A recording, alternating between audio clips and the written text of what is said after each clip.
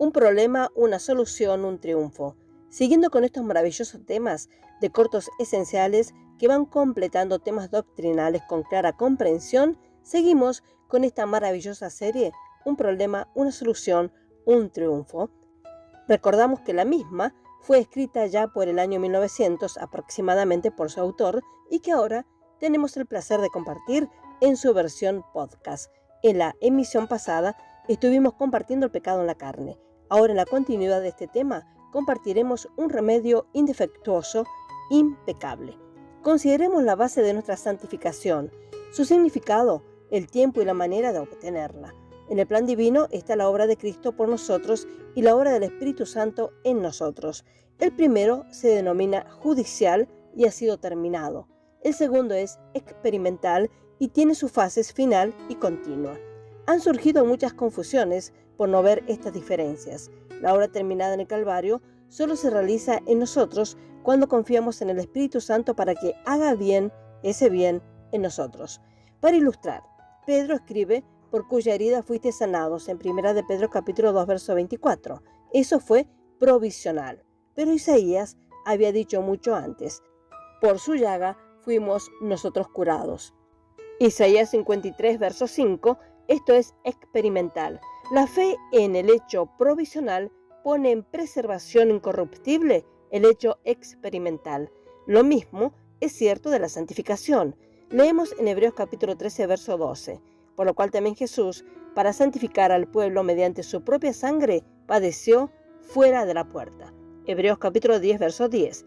En esa voluntad somos santificados mediante la ofrenda del cuerpo de Jesucristo, hecha una vez para siempre. Segunda de Corintios capítulo 5, verso 21.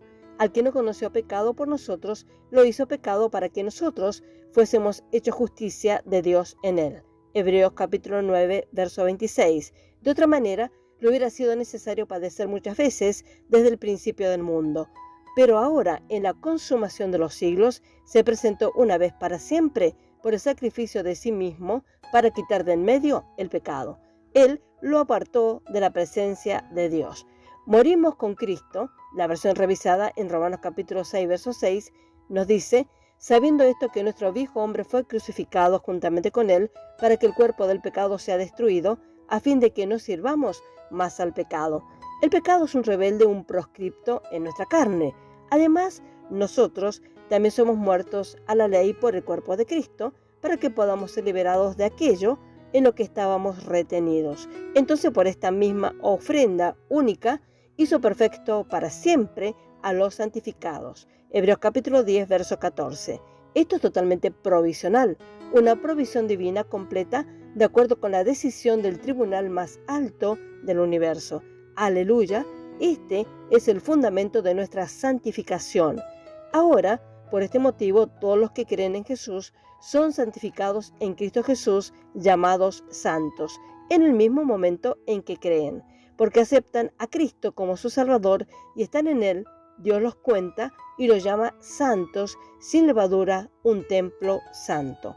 En cuanto a la experiencia, pueden ser pecadores en algún sentido y deben ser exhortados a limpiar. Leemos en 1 de Corintios capítulo 5, verso 7. Limpiaos pues de la vieja levadura para que seáis nueva masa, sin levadura como sois, porque nuestra Pascua, que es Cristo, ya fue sacrificada por nosotros. Colosenses capítulo 3, verso 5, similarmente a esto, el esposo incrédulo y el hijo no regenerado son contados santos debido a la fe de la esposa y madre. 1 de Corintios capítulo 7, verso 14, Romanos capítulo 4, verso 16.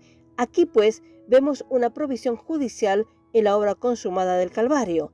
Entonces, la fe en esta provisión nos da una posición ante Dios como santos y perfectos para siempre. La fe tiene un terreno sobre el cual esperar una experiencia de santidad. Sí, de hecho, la fe que salva al pecador trae una experiencia real de santificación en el momento que cree, como lo mostrará la siguiente sección. Es decir, la nueva creación, el tesoro celestial, el hombre interior es siempre y solamente santo. Primera de Juan capítulo 3, verso 9. Pero el hombre viejo, nuestra casa terrenal, nuestro cuerpo mortal, la mente carnal, no es realmente santo. Efesios capítulo 4, verso 22, 2 Corintios capítulo 5, verso 1, Romanos capítulo 6, verso 12, Colosenses capítulo 2, verso 18. Por lo tanto, la necesidad de limpieza constante y las exhortaciones y prohibiciones a menudo recurrentes en las epístolas a los santos, como se mencionó anteriormente. 2 Corintios capítulo 7, verso 1 y 1 Juan capítulo 3, verso 3. Jesús nunca los necesitó porque solo tenía la naturaleza de la nueva creación. Considere bien esto. Por ahora dejaremos por aquí y agradecemos al Señor por la fidelidad de su palabra. Él los bendiga rica y abundantemente a cada uno. Amén y amén.